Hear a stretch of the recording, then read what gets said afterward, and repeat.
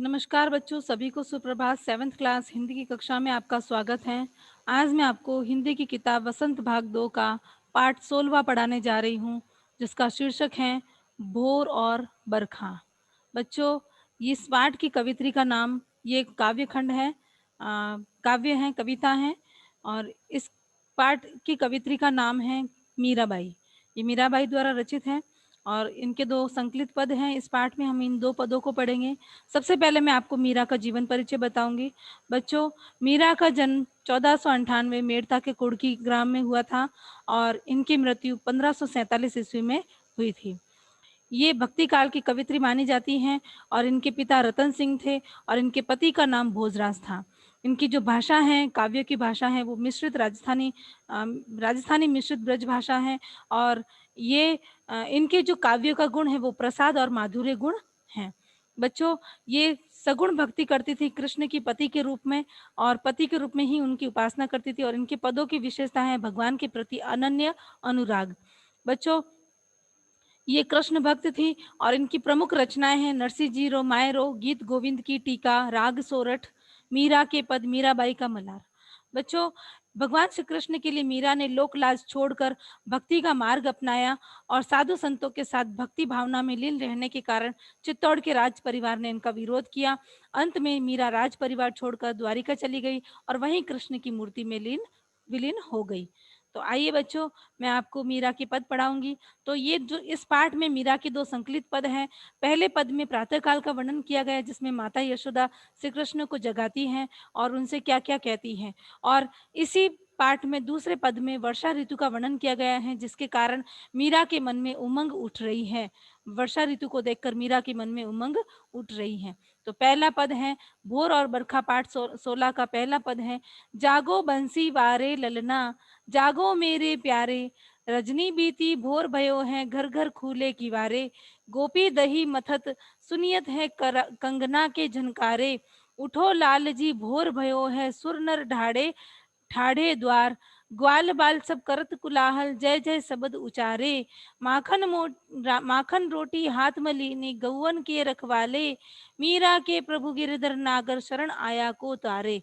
मीरा अ, मीरा के संकलित पद के माध्यम से यहाँ हम पढ़ेंगे कि श्री कृष्ण को माता यशोदा जगाती हैं और माता यशोदा श्री कृष्ण को जगाते हुए कहती हैं कि हे लाल बंसी वाले, अब तुम जाग जाओ, रात बीत गई है, सुबह हो गई है और गांव के सभी घरों के द्वार और द्वार, जो दरवाजे हैं, खिड़की दरवाजे, वो सब खुल गए हैं। सभी गांव की जो गोपियां हैं वो दही को बिलो रही हैं, दही मथ रही है जिसमें से मक्खन निकाल रही हैं और जब वो दही बिलो रही हैं तो उनके हाथों में जो कंगन है वो झनकारे कर रहे हैं। माता यशोदा कहती, उठो मेरे लाल, देखो सुर नर ढाड़े ठाड़े द्वार, यानी कि जो देव और मनुष्य हैं वो आपकी द्वार पर खड़े होकर आपकी प्रतीक्षा कर रहे हैं और सभी ग्वाल बाल जो हैं वो सब कोलाहल कर रहे हैं और तुम्हारी जय जयकार कर रहे हैं। तब इतना सुनते ही श्री कृष्ण जाग जाते हैं और हाथ में माखन रोटी लेकर गायों के रक्षक जो श्री कृष्ण हैं, मीरा बताती हैं कि गायों के रक्षक श्री कृष्ण हाथ में माखन रोटी लेकर गायों को चराने के लिए वन की ओर ग्वालों के साथ बढ़ते हैं। तो मीरा कहती हैं कि उनके प्रभु गिरधर नागर बड़े ही चतुर हैं, वह शरण में आने वाले का अवश्य ही संसार से उद्धार कर देते हैं।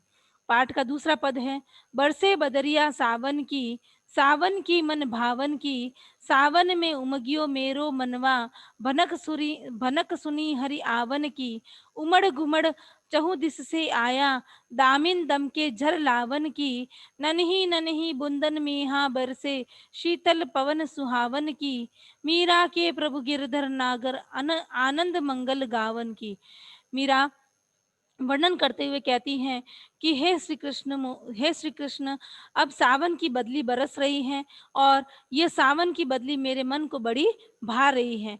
मेरा मन उमंग से भर आया है क्योंकि मुझे श्री कृष्ण के आने की भनक लग गई है। ये बादल जो ये बादल हैं, ये बरस रहे हैं और चारों दिशाओं से उमड़-घुमड़ कर आज बादल आ गए हैं। बिजली भी चमक रही है और बादलों की झड़ी लगने के मतलब कि पानी की जो बादलों से जो वर्षा हो रही है, उसकी झड़ी लगने की सूचना बार-बार चमक-चमक कर बिजली दे रही है। अब नन्ही-नन्ही बूंदों में बादल बरसने लगे हैं। अब बादल जो हैं, वो नन्ही-नन्ही बूंदों से बरसने लगे हैं और सुहावनी शीतल पवन चल रही है। मन को शीतल करने वाली ठंडी-ठंडी, मंद-मंद रूप में हवा बह रही हैं।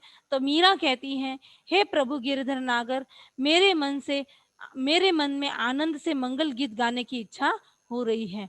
मीरा कहती हैं, हे प्रभु श्री कृष्ण, अब इस बादल और ये जो वर्षा हो रही है, उसको देखकर मेरे मन में आनंद से मंगल गीत गाने की इच्छा हो रही है। बच्चों, मीरा का ये काव्य खंड यहीं समाप्त होता है। धन्यवाद।